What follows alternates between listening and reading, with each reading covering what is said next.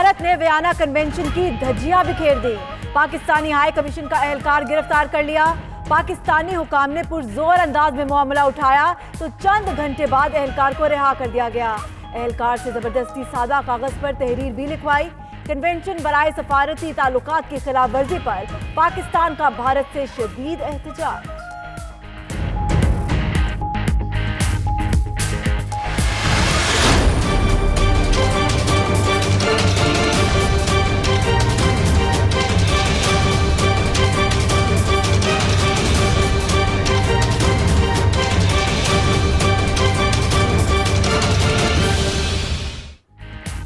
Police एहलकारों की गफलत या मिली भगत। कराची में पुलिस के साथ आए शख्स की फायरिंग से शहरी जाँ बहक। मुल्ज़िम सुहेल को अपने बच्चों से मुलाकात के लिए अदालती हुक्म पर मुनव्वर के घर लाया गया था, लेकिन तलाशी नहीं ली गई।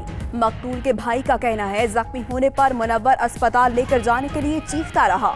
एहलकार मुल्ज़िम से दोस्ती निभाते रहे, अस्पताल की बजाय थाने ले गए।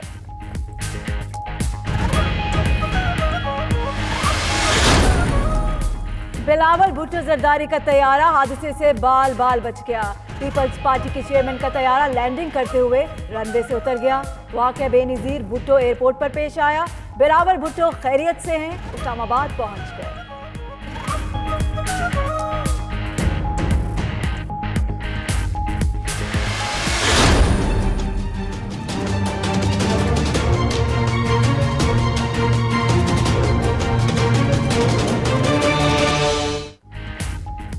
शरीफ खानदान के गिर्द एहतसाब का नया शिकंजा तैयार। हुंडी के जरिए करोड़ों रुपए बैरून मुल्क मुंतकिल करने का इंकशाफ। जराए के मुताबिक शहबाज शरीफ, हमजा शहबाज और सलमान शहबाज के खिलाफ कई अफराद ने बयानात रिकॉर्ड करा दिए।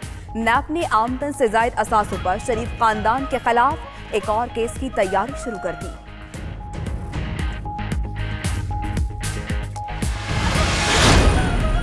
बड़ी अदालत में आज फिर बड़े केसेस की समाअत। एवन फील्ड रेफरेंस में नवाज शरीफ की सजा मौतली के खिलाफ नैब की अपीलें शामिल।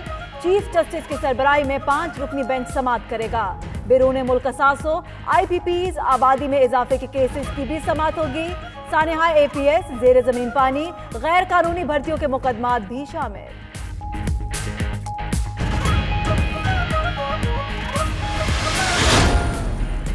आज फिर सजेगा कौमी असम्बली का ऐवान। इजलास हंगामा खेज रहने का इम्कान। ऑपोजिशन दवाओं की कीमतों में इजाफे का मामला उठाएगी। ECL और साद रफीक के प्रोडक्शन ऑर्डर के मामला पर भी गर्मा गर्मी मुतवक्के। असम्बली सेशन से कबल हाउस बिजनेस एडवाइजरी कमेटी का इजलास होगा। पार्लिमानी पार्टियों के अलग अलग इजलास भी होंगे।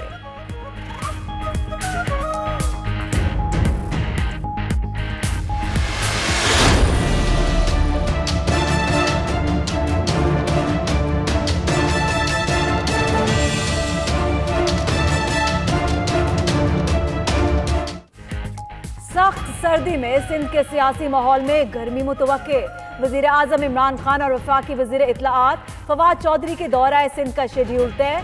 फवाद चौधरी 15 और 16 जनवरी को कराची का दौरा करेंगे। इमरान खान 25 जनवरी को सिंध जाएंगे। अहम मुलाकातों का इम्कान।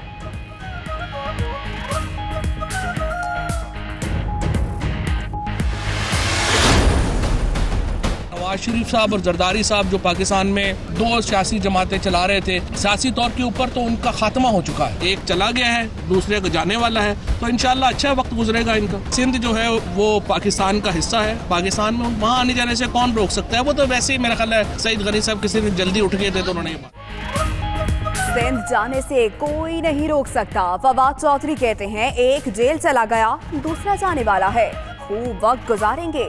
जरदारी और नवाज शरीफ ने अपनी कब्र खुद खो दी। उधर मुराद अली शाह कहते हैं जब तक अवाम चाहेंगे सिंध में पीपल्स पार्टी की हुकूमत कायम रहेगी। सिंध में कोई फसाद फैलाएगा तो आहनी हाथों से निपटेंगे।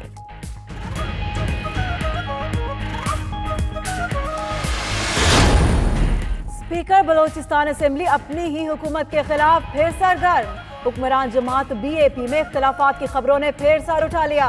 वजीर आला जाम कमाल भी खुलकर सामने आ गए। कहते हैं जो काउंसलर की सीट नहीं जीत सकते वो प्रोपेगेंडा कर रहे हैं। कोई साजिश कामयाब नहीं होगी।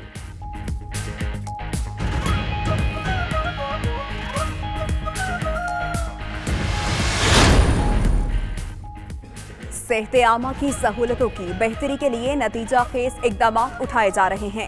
वज़ीर आला पंजाब उस्मान बुज़दार का कहना है अस्पतालों में मयारी तिबी सहूलतों की फराहमी यकीनी बनाने के लिए वो खुद दौरे कर रहे हैं। अस्पतालों की सूरत हाल में बेहतरी आएगी। दुखी इंसानियत की खिदमत करने वाले डॉक्टर्स, नर्सों और पैरामेडिकल स्टाफ की हौसला अफजाई की जाएगी।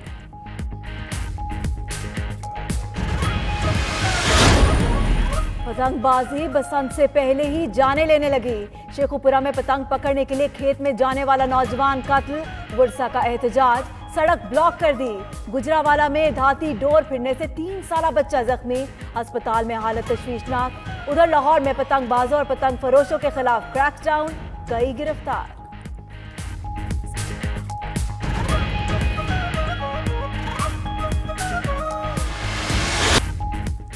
पहाड़ों पर बर्फ हर सू हर तरफ। वादिये कागान में 4 फुट, लवारी टॉप, कमराट, गिलियाद, बिन शाही में 3 फुट, मरी में 2 फुट बर्फ पड़ी।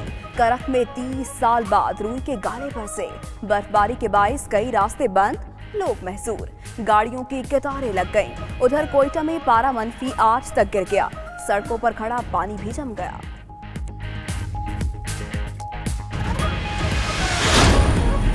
वजीर बराए मजहबी अमूर नूरुल हक कादरी का करतारपुर का दौरा, कॉरिडोर की तामीर पर ब्रीफिंग ली।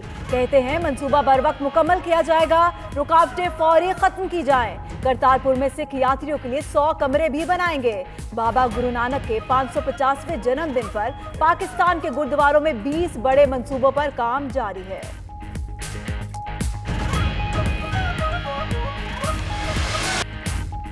कौमी तराने के खालिक अबू अलअसर हफीज जलंधरी का आज 119वां यौम पैदाइश मनाया जा रहा है।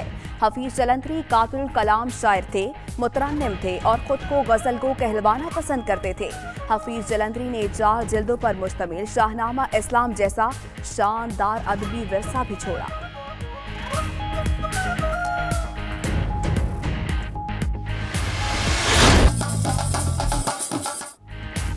पाकिस्तान ग्रीन ने सह मुल्की कबड्डी टूर्नामेंट जीत लिया। फाइनल में भारत को शिकस्त दी। पाकिस्तान वाइट्स ने ईरान को हराकर तीसरी पोजीशन हासिल की। लाहौर में बड़ी तादाद में शायकीन मुकाबले देखने के लिए उमड़ आए। ढोल की थाप पर भंगड़ा, कैलाश और दीगर इलाकों के फोक रक्स।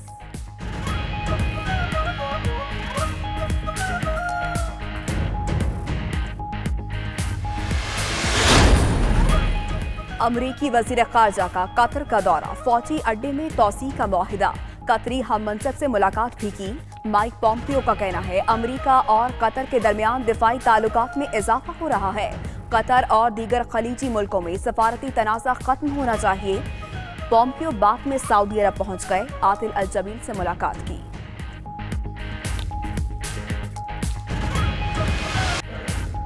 छुट्टी के दिन मजे मजे के खाने, कराची वालों को तो चाहिए तफरीह के बहाने।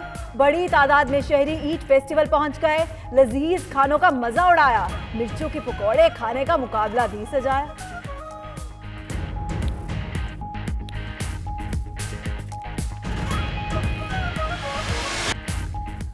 देसी घी से तैयार खानों के शौकीन अफराद के लिए खुशखबरी। इस्लामाबाद के वासियों को अब देसी खानों के लिए किसी गांव में नहीं जाना पड़ेगा।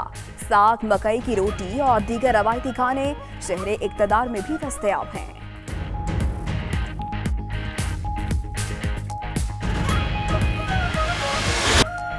बिस्मिल्लाहिर्रहमानिर्रहीम, अस्सलामुअलैकुम। आप देख रहे हैं 92 न्यूज़ और मैं हूं माहनूद नदीम। मेरा नाम दानिश हुसैन। दुनिया के सबसे बड़े 360 डिग्री वॉचर स्टूडियो में हम आपको खुशामदीद कहते हैं। सना उस्मान से भी बहुत सी खबरें जानेंगे, लेकिन सबसे पहले आपको बताएं कि भारत ने वियना कन्वेंशन की धज्जियां बिखेर दी हैं। पाकिस्तानी हाई कमीशन का एहलकार गिरफ्तार कर लिया।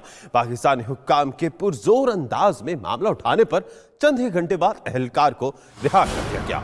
एहलकार से जबरदस्ती सादा कागज पर तहरीर भी लिखवाई। कन्वेंशन बराए सिफारती ताल्लुकात की खिलाफ वर्जी पर पाकिस्तान का भारत से शदीद एहतजाज।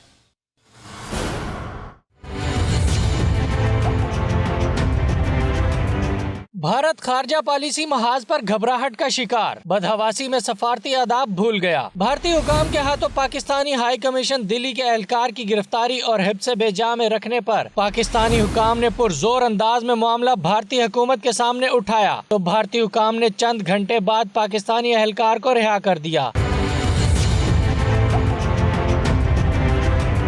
भारतीय हुकाम ने पाकिस्तानी एहलकार से जबरदस्ती सादा कागज पर तहरीर लिखवाई। न गिरफ्तारी की वजह सामने आई, न ही जबरदस्ती सादा कागज पर दस्तखत करवाने की गैर कानूनी हरकत के पसे पर्दा हकायक। पाकिस्तान ने वाक़े पर भारत से शदीद एहतजाज करते हुए वाजे किया कि भारत ने वियना कन्वेंशन बराए सफारती ताल्लुकात की खुली खिलाफ वर्जी की। पाकिस्तान भी जवाब का हक महफूज रखता है।